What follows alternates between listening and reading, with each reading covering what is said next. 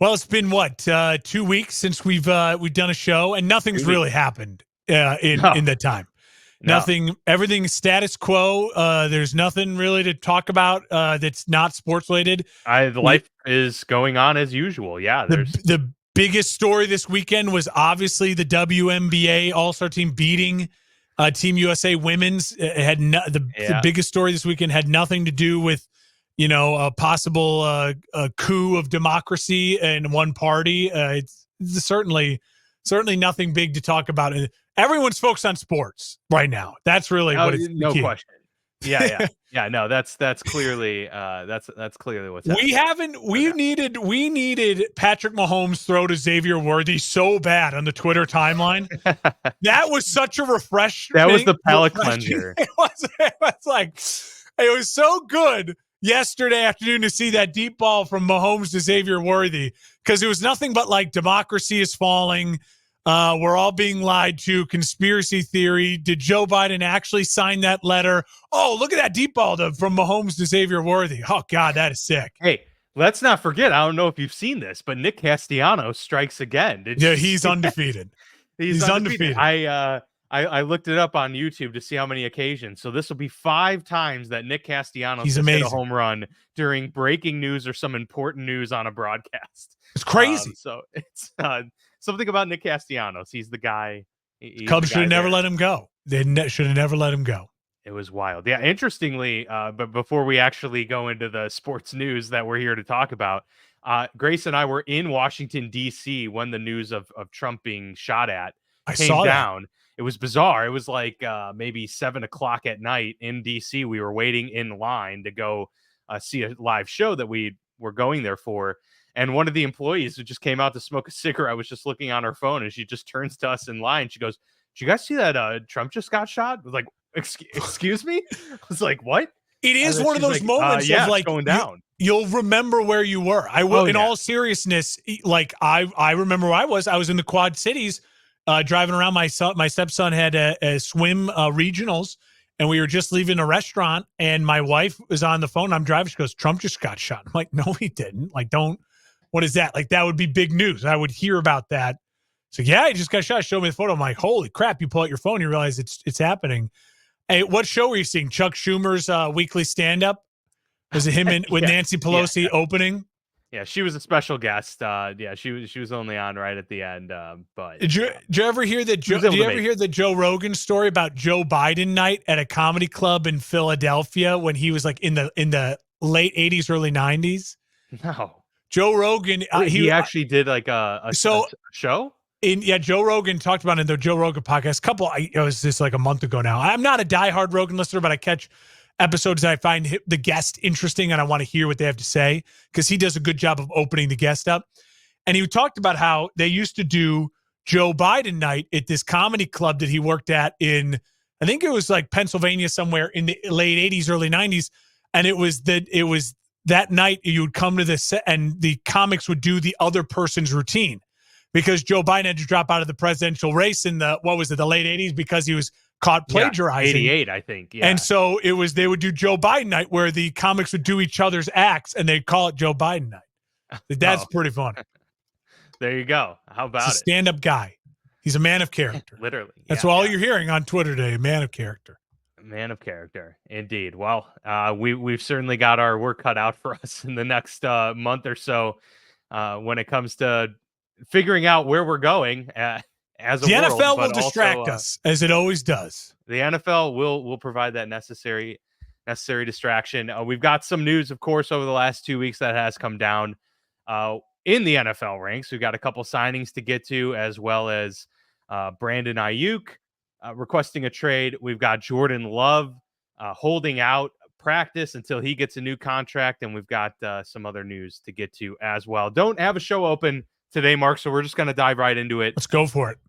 Let's talk about a couple of these recent contracts, get that out of the way, and then we'll start to talk about Jordan Love here. But we'll stick with the Packers for a quick second. Kenny Clark gets a big extension with the Packers, 3 years, $64 million contract. We were talking about who were some of the best players on teams last time we were here speaking. Kenny Clark was in that conversation for being the best player on the Packers. And here he gets into a pretty substantial deal. So Green Bay getting some more, D-line infrastructure in place there, which they're going to need now that, Jared Goff is, ascending in his career still. And now that Caleb Williams arrives on scene. I think this was one of those deals to where it's like the Packers are trying to get the deal done with Jordan Love. So this helps them know the finances better. Let's get the Kenny Clark deal done. Let's structure in a certain way. Now we know the wiggle room we have with Jordan Love. I also think it is interesting because if you're Jordan Love's camp, you could look at this and be like, oh, well, you get that deal done. Is that taken away from my piece of the pie? Are they trying to force us in a way now? Be like, oh, well, now we have less money. So we'll see if the Jordan Love deal drags out. This Kenny Clark deal could be a part of maybe why the Jordan Love deal is dragging out. So that'll be something to keep an eye on. But he's a great player and certainly an anchor to that young and improving Green Bay Packers defense.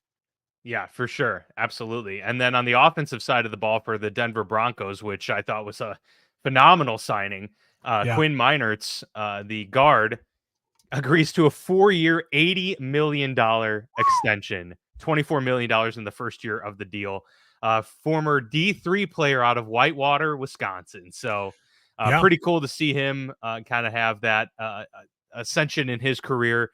I know him well because the Steelers took a center out of Illinois at the time over Quinn Meinerz, and that didn't end up working out too well. But Quinn Meinerz certainly has, and that's what you want with a rookie quarterback, right?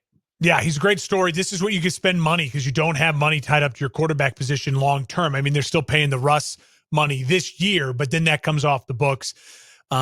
He's quickly become one of the best interior offensive linemen in the league.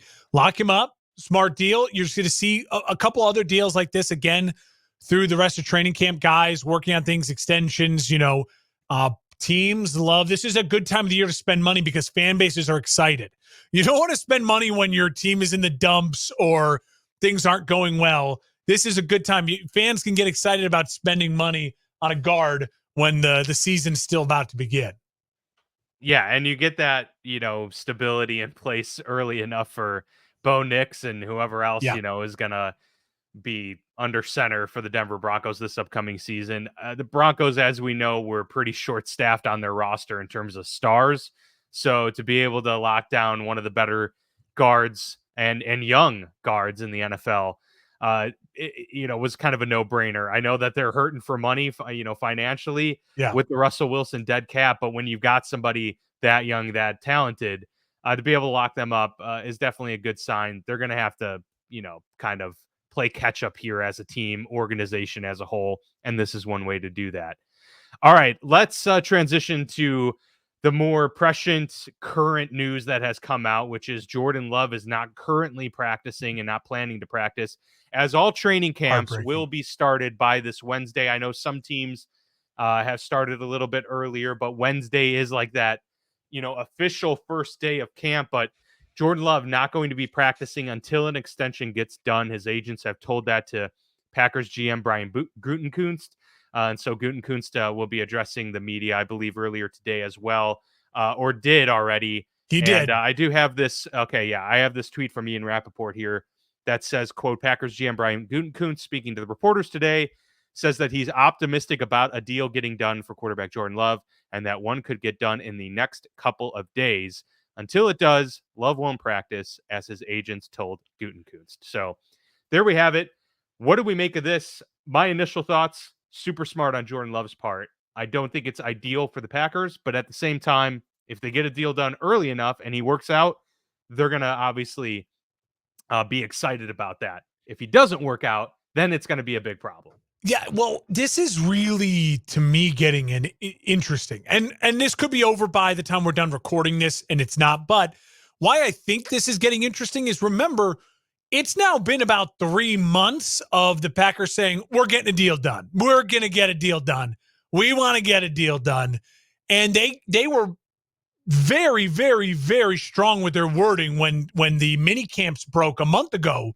We'd have a deal done before camp started. Camp's now started, and he's not in camp now. So someone's lying or someone's not being truthful, or someone keeps moving the goalpost, right? Yeah, Whereas they that's were probably it. close, and then someone inches it, and now it's like, oh, how do we get close again? I don't know which party it is that's moving the goalpost, but this is getting to me to be a really juicy story. And again, it could be over in any second, but until it is over, it seems as though now, in my opinion, because it's taking this long, the money will be more than Trevor Lawrence. It's now how much more than Trevor Lawrence, and at what point in time does the Packers organization play a little hardball with Jordan Love, or are they willing at this point in time to just get this kind of headache over with and get him into camp? I don't think the Packers organization thought that Jordan Love would miss camp. So I think this is maybe a little shock to them. And I think this is probably going to help Jordan Love speed this deal up. And now Packers fans, if the money is big and if it's considerably more than Trevor Lawrence, I mean, that is a gigantic paycheck and a gigantic cap hit. And if Jordan Love doesn't ball out this year and lead the Packers again to a playoff run, then he's going to put himself under a big microscope for holding out, forcing a giant contract. With that giant contract comes giant expectations. Last year, Jordan Love had no expectations. We just wanted to see him play, and he exceeded those no expectations by a mile. So now the expectation is Jordan Love is a second round or better quarterback in the playoffs. Well, especially if you're getting paid like it, now you got to live up to those expectations. And we both agree the Vikings are better. The Bears are better. The Lions are just as good. So life's not exactly going to be easy for Jordan Love whenever he gets this deal done. And depending on how much time you miss in camp, you're going to be really behind the eight ball. Needless to say, I'm really enjoying this story. And I really, really, really hope he continues to hold out for a long time. Yeah, I mean, not to mention how young the team is and how they really only have 1 year together, Jordan does, in terms of consistent first team reps with these guys. You got to be able to take every possible chance you have to develop further chemistry. And obviously, he's been there the whole offseason. He's worked out with his receivers and all of that. But yeah, I mean, every practice matters. And now more than ever, when you only have so many allotted because of the new CBA, it's becoming even more impactful every practice that you miss. So yeah, from a Bears fan perspective, I can certainly see how it's great. Every practice that gets missed is a win in your book. Also, just the drama of the storyline. As a Bears fan, I love that I'm watching nothing but Caleb Williams throwing deep balls to Scott and Roma Dunze across the middle right now on my timeline. And on my rival's timeline, it's, don't worry, everything's going to be fine. They'll get a deal done. It's like, you've been saying that for 3 months now. And it's only getting more expensive every day it goes on. Because if you would have got a deal done 3 months ago, it would have been cheaper than Trevor Lawrence's deal. But you've waited, and you've waited, and you've waited. And now it's going to be maybe considerably more expensive than that deal. And that'll be fascinating to see, and how the Packers handle that cap. And also, Dan, we haven't really talked about this yet, but sophomore slumps are real. Now, I know that Jordan Love is going into year, 5 or 6? He's going into year 6, maybe 5? I think this is year 5 for him. And it's like maybe that doesn't feel as right, but every time we've had a pop from a young quarterback, it seems like the next year there is a slight step down. And that's something to be considered for CJ Stroud. It's something to be considered for, I think, Jordan Love, because Jordan Love started the season year 4, actually. I'm surprised. I thought it was for sure 5, but no, year 4 for him. Jordan Love started considerably slower. It's got to be year 5 because he's in Joe Burrow's class. No, I'm just looking on Pro Football Reference, and of course, his first season they don't have stats for him. So it's definitely year 5. But that idea of that sophomore slump, I think, is a real thing. Remember, Jordan Love started slow last year. They were below 500 through 7. He came out of the gates. The first 2 games, he threw 6 touchdowns, no picks, and we thought, shit. And then there was 5 straight weeks where he threw LaFleur 10 called him out interceptions in a 6-week span. Yeah, and LaFleur called him out, and he had a great end of the season. So Yeah. again, this is getting very interesting. And I'll just say this: if the football gods are shining on the Bears this year, in a week from now, when we record next, this will still be a story. I am like, please, football gods, let us go into the Hall of Fame game next Thursday and have Jordan Love still not be signed. I would love that. We as a storyline, I think every person in football media would love that, because as of right now, we don't have any other real drama besides the Tua contract, the Dak contract. But the Dak contract's so old news, because the last time we had to go through the Dak contract 4 years ago, he was the fourth rounder who had never been paid. Dak's now made well over $100 million, fully guaranteed. And no one feels for Dak the way they did 4 years ago. Well, and that's, part of this whole situation. I'm glad you brought that up, because it reminds me a lot of Dak in the fact, in the way that I don't think we know enough about Jordan Love. Now, the Packers probably do. They've had him in-house for over 4 years. They've seen him throughout. It's clear, whatever they pay him, it's clear that they feel comfortable paying him that because of what they've seen. But for us on the outside, as spectators, as, the analyst community and all of that stuff, from what we've seen, the reality is we have an 10 game span of him playing good football. And then a playoff run that was pretty impressive for someone who was just in their first year as a starting quarterback. All of that to be said, to pay somebody who you can say those credentials about, to pay somebody like that over $150 million guaranteed dollars on a contract seems kind of wild. It seemed like to pay him a Daniel Jones contract. It seemed crazy to pay Daniel Jones that, and it's true. Now, I think Jordan Love is a better overall athlete and better performer at this stage than Daniel Jones was when he got paid. So this makes a little bit more sense. But the point is still, the guy has had one season of starting play. He's really had 10 games plus postseason of quality play. Is that enough to justify, mortgaging your future potentially as an organization? Now it's the Packers. They're probably going to luck out with this deal, and he's going to be another Hall of Fame quarterback, of course. Yeah. And it's going to work out. But the thing is, it's good for Jordan Love because it's just the way that things are now. If you have one great season, you can monetize that instantly because some team is going to pay for you. So he has this to control. Kyler Murray did. You're talking about the one great season. Jalen Hurts turned one great season into fully guaranteed big money. Did. Kyler Murray did. Trevor Lawrence did. Justin Herbert did. It is really Joe Burrow did with the Super Bowl run.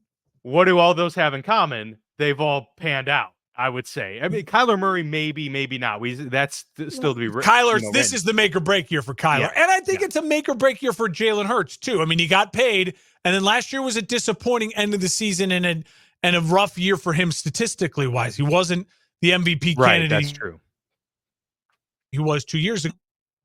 Here's the thing, Dan. I agree with you 100%. And I think most people do. The problem is also in the modern NFL, if you don't pay him now and you wait. Right. It's just the price goes up. I know. Yeah. The price goes way up. And you then run the risk of him being offended and wanting to walk. And then what? You franchise tag him. You're in a messy situation. Yeah. But see, you that's have to ask the yourself that, if the Packers, Cowboys felt they were in. Yes, exactly. And that's why they pay Dak, If you say to yourself, would you rather pay him what you're going to have to pay him now, which is probably like, close to $60 million a year and close to $200 million guaranteed to get above Trevor Lawrence money, and then hope it turns out? Or would you rather go the season, feel like, damn, no, this is great, he's our guy, this is amazing, and then have to pay him $220 guaranteed and $62 or $3 million? I personally would rather wait and see, right? Like, I'd rather wait and see and then pay him whatever you got to pay him when the market that next time. Because if you pay him now big time and you have a disappointing year and he doesn't make the playoffs and he struggles, well, then you are in a year from now, you're just in a pretzel as a fan. Then the coach on the hot seat. Is he the right coach for this quarterback? Do we need to go spend money on weapons? Why didn't it work? Like, you as an organization, look at what the Eagles had to go through this offseason. You fire coordinators, you're losing star players, you're trying to bring in other star players because you have a high-paid quarterback and you didn't meet expectations last year. Look what happened to the Chargers. You had a high-paid quarterback and you didn't meet expectations. You lost your job as a head coach. So when you have a high-paid quarterback and you don't meet expectations, that is a nightmare scenario. Ask Cliff Kingsbury how that went. It's a nightmare scenario for a franchise and for a head coach. So if you're Matt LaFleur, you're ready and prepared for as soon as he gets paid, you've got to make him successful, or else you're the guy on the line, not him, because they're tied to him for the next 5 years of that contract, 4 years, but before they can probably get out of it. You're the guy they're going to blame if you don't make the playoffs. Yeah, no, it's they're caught in a difficult situation, but it could pan out for them, and then it's all well and good. I agree with you. I think that if it's a difference of $4 million per year, nobody has regretted and would regret any amount of money that Patrick Mahomes ended up getting paid. Agreed. No one's going to regret the Josh Allen contract. You're not going to regret a contract when you're 100% sure that you've got the guy. Doesn't matter if the price went up. Yeah. Be glad you waited. Be glad you did your due diligence, and you're not going to quabble over a few million per year. So I agree. I think at the end of the day, if you can feel 100% confident in your choice, then you go down with that ship if it Agreed. somehow goes down. But if there are question marks, which I think there were for Dallas, I truly think that they weren't. If they were 100% convinced, then I think that was poor analysis on their part overall. Yeah, they waited and that's too not long. even to say Dak's a bad quarterback. It's just he's not a $180 million guaranteed quarterback type of thing. Yeah. And so that's what you want to avoid. Dan, we'll move on to the next thing, but I want to ask you really quickly. Here we are, late July. Training camp's just begun. Are the Packers a playoff team in your mind today, yes or no? That is tough. I almost want to say no, only because I still think it's the Lions division. So I'm probably, spoiler alert, gonna pick the Lions to win the division this year. I think the Bears are so greatly improved from a year ago that I have a feeling they're gonna be competitive and probably split the season series with Green Bay. The only thing Green Bay has going for them is that Minnesota got worse. Most likely, at least. I mean, I guess we don't know for sure, but most likely got worse. But I just think it's a tough division. So all of that being said, the NFC is getting better as a whole, as a conference. It's tough. Green Bay's good. They're talented. I would not be shocked if they made the playoffs. I think they will have to make it as a wild card this year. And so what 3 spots are up for grabs for Green Bay to take? They're going to have to fight with some pretty good teams. They're going to have to fight with an NFC East team for sure, in my opinion. And they're probably going to have to fight with 2 NFC West teams, or one NFC West team, one NFC North team. So it's going to be close, I think. I agree with you. Like, as of today, they're not the division winner for me, depending on what happens through camp and everything in the preseason. But so then you put your faith in the hands of the wild card. And as we know, that can be really, really dangerous depending on, what you do. I agree. I think Green Bay should have high expectations and should be competing for the division. I would say this morning, yes, they're a playoff team, but in the wild card.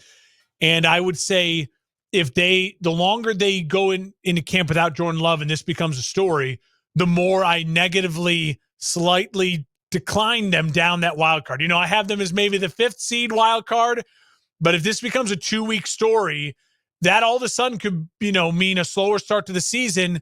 And now you're fighting for that 7th wild card, in week 17. So it's going to be really important, I think, for Green Bay to get this done. They've been telling us it's going to get done. Get it done, Green Bay. Yeah. I mean, just thinking about it, I think both the Rams and 49ers are probables to make the playoffs. I think agree. Both the Eagles and the Dallas. The Cowboys are probably going to make it. That's 4 of the 7.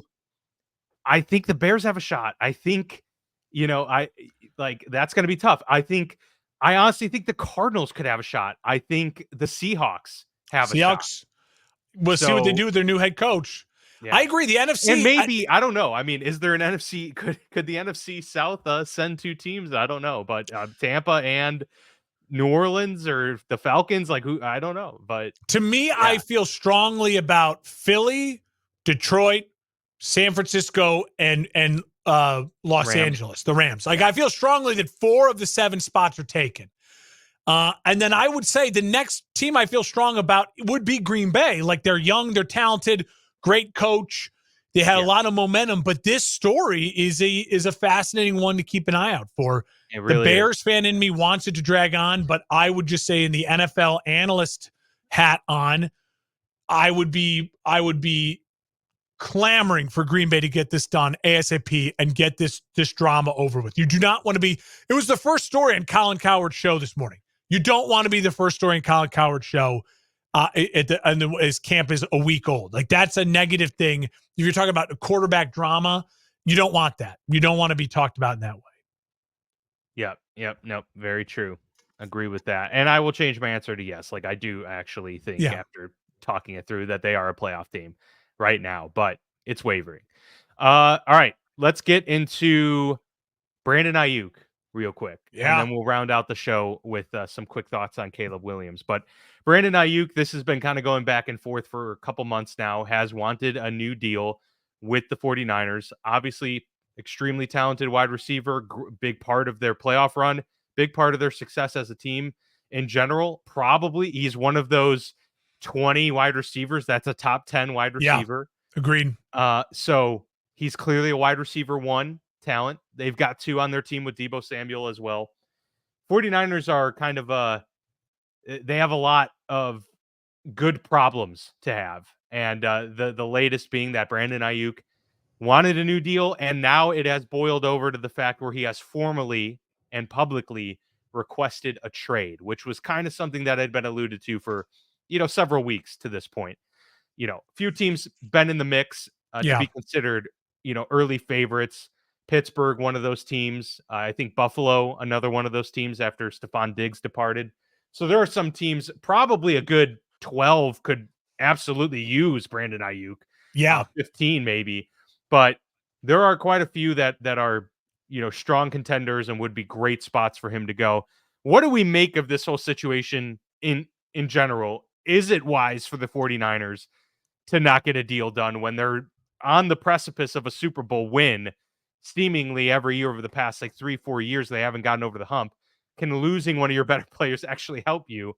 And then on the flip side, I'm curious your thoughts on who would be the best landing spot for Brandon Aiyuk, and what would the terms of this trade kind of have to be for it to make sense for San Fran? If I'm San Francisco, I'm not paying Brandon Aiyuk. I'm just not paying him the money he wants. If he wants, because it's going to be probably 30 a year, right? I mean, if he wants kind of Amon-Ra St. Brown money, who's now the 3rd highest paid wide receiver, where it's 80 million guaranteed and just about 100 million total. All right, we can maybe talk about that. If he wants above AJ Brown, if he wants closer to what Justin Jefferson's getting, where it's you're talking about 100 million guaranteed, I'd be on the phones trying to get a 2nd round pick for Brandon Aiyuk ASAP. You can't get too greedy. I keep hearing people you'll get a number 1 pick. No, because it's the same situation as all these disgruntled stars. I'm not going to give up a 1st rounder and then have to pay Brandon Aiyuk $100 million. Exactly. I'll give you a 2nd rounder because I can't guarantee I can get a Brandon Aiyuk in the 2nd round. Brandon Aiyuk is in his prime. The next 4 years are the prime, right? He's been healthy. He's been sturdy. He's a guaranteed number 1. I'll give you a 2nd rounder for that and then pay. I'm not giving you a 1st rounder and paying. The reports are, I heard one Twitter source that the Patriots were willing to offer a 2nd rounder. If you are, to me, the teams that should be in on this, Carolina, New England, Washington. Who else is a young quarterback Buffalo, who needs weapons? Well, I think Buffalo just could use him. Buffalo could use him. I'm not, but to me, the ones it's you should give up a 2nd rounder. Chargers. You should give up a 2nd rounder and you should then pay him. Young teams with young quarterbacks who need a weapon to help their young quarterback, right? That's where my brain goes. Because you're needing, like, Indianapolis, Washington, Carolina, New England. Those would be my big, like, four. Maybe even a Pittsburgh, because you could be with Justin Fields, or next year you're drafting a quarterback, you have a young quarterback, right? So, like, give them an established number one. So those would be probably my top five that I would be like, I would, again, if my just NFL hat on, rooting interest side, I would encourage those teams to go after them. Would it shock me if a Josh Allen or a Chargers or someone else like that got into the ring because they're trying to win now and they're willing to say, screw it, we'll pay that guy big money because he's in his prime? No. And I would be for that. But to me, if you're going to give up that high of a pick and you're going to sign him to a giant deal, talking close to $100 million guaranteed, I would do that more if I was only one of those teams in the young quarterback situations at a bona fide star. And if I was San Francisco, I would not sign him to that type of deal. You can't afford it. You have a defense that's really important to you. You have a head coach who's brilliant and making mountains out of molehills. And you already have bona fide stars at other positions. You can't put that much money in him when you got to figure out if Brock Purdy's your guy or not. This is going to help you figure out if Brock Purdy is your guy or if he's just a guy. And if he's the guy without Brandon Aiyuk, well, then you're going to have to pay Brock Purdy a ton of money. So yeah. I think this is, if you can get a second-round pick and maybe a player back to help you this year for Brandon Aiyuk, do it. Do it. And get him out of camp and let him be a headache somewhere else. It's a great player, but you need to know if Purdy is your guy, and I'm not signing Brandon Aiyuk. Or you just say, screw it, we're going to play him this year, and we'll let him go for nothing and just say, take the loss in that way because we trust our GM or whatever, but we're going to go all in on this year and not sign him. I'm okay with that too. The whole, like, you have to get something for your guys, I think that's a little overrated. If you trust your GM, you have draft picks already like the Niners do, and you're just trying to win now. Like, you're still in a better position to win now and not sign him and let him walk than you are to trade him and have nothing to help you right now, or sign him and then you're stuck with this giant contract. Yeah, it could help you win right now, but then you're not helping you win in the long term, I think. Yeah, I mean, I think ideally for them, it'd almost be like if they could maybe reverse things, have Ayuk be the guy that they hung on to and be able to trade Deebo Samuel. But yeah, that contract is a little bit harder to get out of, and he's probably better for what they do as a system. Deebo is, but he's older, and he's Shanahan got a lot of wear. loves Deebo. He does, and he's great. Deebo is great. They're both fantastic players. Ayuk is going to be really good for whoever he gets traded to. I mean, the Niners just drafted two young wide receivers. They drafted one in the second round. They got Ricky Pearsall, out of Florida. Who's like, and they have Kyle Shanahan. He'll figure it out. Like he'll make weapons work. Jawan Jennings came up big at the end of last year. And Purdy, to his credit, we poop on Purdy a lot, but he's accurate and he runs the system. So you don't need a Randy Moss type guy with Brock Purdy. You know what I mean? Like, it's great, right, but true. It helps when you have a good run game and like can have things that alleviate that. But yes, So would you trade him, sign him, or just keep him and maybe he walks? Like what? Like to me, I would go trade him 1, let him walk at the end of the year 2, sign him 3. I'm in that hierarchy as well, just because I think that it's gonna.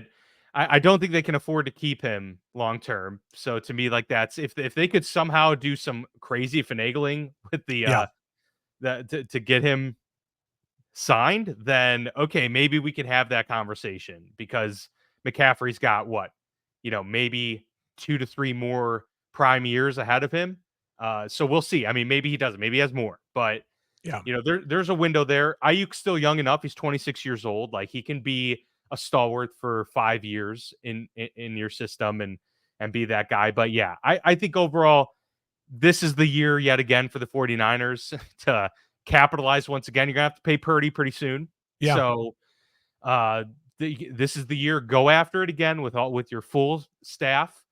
Try and get another ring. If it doesn't work out this year, then he walks. You let him walk, and you'll figure out what you're going to do at the quarterback position. Or tag him. and or tag him. You can. Yeah. Yeah. So Here's the thing, wide receivers, this is going to be I think this is going to be a moment for wide receivers to realize what the real market is, because he's a top 10 type of guy and he wants the big money. So will the market respond? Because if no one trades for him and then signs him, and if the Niners don't sign him, it's a warning to all other wide receivers. If you get mouthy and you think you're worth more than you are just because, Justin Jefferson got nuclear money, you might end up on the raw end of the deal where you get no money, you're getting franchise tagged, and no one wants you anyways, and you just now got a diva label on you. Look at Amon-Ra St. Brown's deal, and some of these guys take their money, go to work. It's good money, really good money. The team shows you you're important. But if you're starting begging for that 100 million mark to, I'm this guy, there's a lot of wide receivers coming out in the draft that are easy to just grab in the second, third, fourth round. Yeah, we talked about it ad nauseum on this show about how easy it is to find really quality wide receivers nowadays in the draft. Every year there's 2 to 3 that become stars in the league. And so you take a 5-year span, and that's getting you to about half the league full of stars, adding to the already existing group of stars that there are. I want to shift gears here as we end the show, then take the next few minutes here to get your thoughts on the Caleb Williams situation, to talk about training camp with the Chicago Bears. Obviously, Williams was one of the final rookies to get his deal inked. It was probably a little bit longer than some wanted, but at the end of the day, I also think that this gets made a big deal out of when it really isn't. It's, minor things here and there in contracts that are just getting worked out between the agents and the teams, and they always get done, right? But Caleb Williams officially gets his fully guaranteed $39 million 4-year rookie contract inked, $25 million of that being a signing bonus. They get that set. I know Roma Dunse signed his contract as well, and got a nice bonus there. So everything's set now for the Chicago Bears. The table is set and ready for them to begin this next chapter of the franchise. Training camp, I believe, did they report on the 16th or whatever? So were they already out there together as a team for closing in on a week at this point? I just want to get your thoughts on the contract situation real quick, but then also just how you're feeling about the mojo and the vibes going into this, pivotal part of the year. Well, the contract to me is really interesting because we come down to from the reports I've read, and I trust a lot of the people in the Bears organization who cover the Bears I trust, is that what he was really trying to do was avoid Illinois taxes. So when he got his NIL money in California, obviously high taxes like Illinois, he set it up through an LLC. And you're allowed to do that in college with this NIL deal because there's really no rules with the NIL. So when you do that through a business, you get to write off taxes in a different way, and you make a lot more of the money. That it's Caleb Williams Enterprises versus Caleb Williams making the money. He was, I think, trying to get a deal done through the LLC or trying to find things out so you could avoid Illinois taxes. The NFL, though, has all these rules against that. Because he doesn't have a traditional agent, the rumors swirl, and I think he had to kind of learn that the hard way, where if he had an agent, they would just tell him, no, you can't do that. And so this is the best you could do, and here's what the NFL will and won't allow. 2 thoughts on that. I love how creative he is. I love that he's smart in that way, that he's trying to avoid the Illinois taxes. Apparently, he's done a lot of his brand deals and everything through the LLC, so he is avoiding Illinois taxes and a lot of other ways to make money. Good for him. He's smart. He's got good people around him. That's all things I love. More importantly, the second part of your question, what do I think about him so far in camp? We got our first word from Eberflus about what his usage is going to be in the preseason. Now, remember, the Bears, because they're in the Hall of Fame game next Thursday, have 4 preseason games. Everyone else has 3. The Bears and the Texans have 4 because that extra one. The Hall of Fame game is really just kind of an extra game, right? They said they're looking at recent rookies from the last 2 years. I think it was C.J. Stroud they referenced, Bryce Young they referenced, and then one other quarterback that they did anywhere about 44. I think Anthony Richardson was the other one. 44 to 55 reps, they called it, throughout the entirety of the preseason. If you label that out over a 4-game stretch, to me that would mean he probably plays a series. In the game against the Texans, maybe 2 series. then plays probably a quarter in the second game, a quarter and a half in the third game, and then sits out the fourth and final game. That, to me, is what I would imagine it would be. If that's the case, I'm okay with that. I get that reps are important, but I also get that I'm not playing Caleb Williams any single snap in the preseason if he does not have his starting offensive line. If you have backup offensive linemen in there, I don't care what rep number it is. He should not be playing behind. I don't care who he's throwing to. That's not as important. They get the timing and they get the things in practice, right? The joint practices. Sure. They'll build the chemistry. I am not putting him out there for live bullets if he does not have his full starting offensive line. That's point blank. 45 to 55 reps. I'm okay with that. I'll live and die by that sword because, again, the only thing that's worse than going into a season where you have a high-paid quarterback like the Eagles right now and you're unsure of the expectations and your coaching staff is going into a season where you're really excited for your quarterback and then your quarterback is injured. That is the worst place to be in the world. Terrible. So yeah. I like that plan. I like the Bears are thinking about the plan, and I like that the kid is creative. Glad they got the deals done, and we're ready to ball out. Fantastic. Well, I'm looking forward to it. Hard Knocks obviously gonna be featuring them. They've already been featuring the New York Giants for the offseason edition. So really excited to see. I know you're not super crazy. The Giants' offseason one has been wild. I mean, very interesting how much access they've given. Yeah, when you're getting the owner saying, if we lose Saquon, I'm going to be pissed. And then they lose Saquon. It's like, oh, Jesus. Yeah. No, Joe Shane seems to be much more on the hot seat than even anticipated ahead of all of this. So. He does not give me the. I have one thing I know for certain: Ryan Poles is going to look good in this Hard Knocks for the Bears.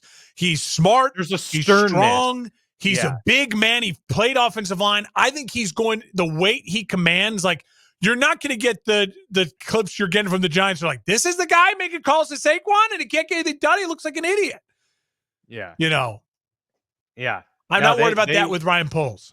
They showed a lot of those conversations and stuff. So, yeah, that was definitely surprising, especially for a blue blood franchise like the New York Football Giants that, was curious to say the least. But all right, well, glad we got to kind of regroup on all of the news from the last couple of weeks and really more recently the last couple of days. So good to get that out of the way because we've got, jam-packed month ahead, which is going to include, as we always do, you can all anticipate the final 2 weeks before the regular season begins to get our full season predictions on, well, really not full season as much as it is playoff predictions and who's going to end up records. Where and records and all of that. So we'll do the AFC followed by the NFC or vice versa, however that works out. Do one of each for those last 2 weeks. We've got some interview shows coming up, which I'm really excited about.